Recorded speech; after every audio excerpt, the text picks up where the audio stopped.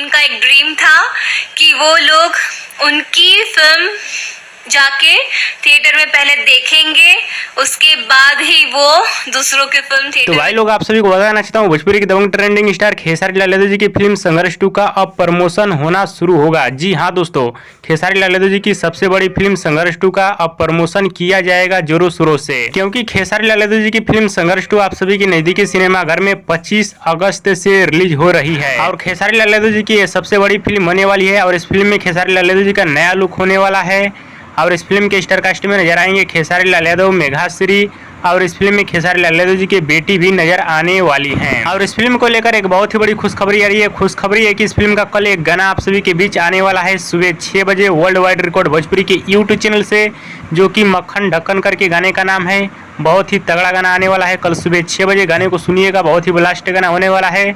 बाकी आप लोग 25 तारीख से इस फिल्म को अपने नज़दीकी सिनेमाघर में देखिएगा, बहुत ही ज़बरदस्त और शानदार फिल्म बनाई गई है।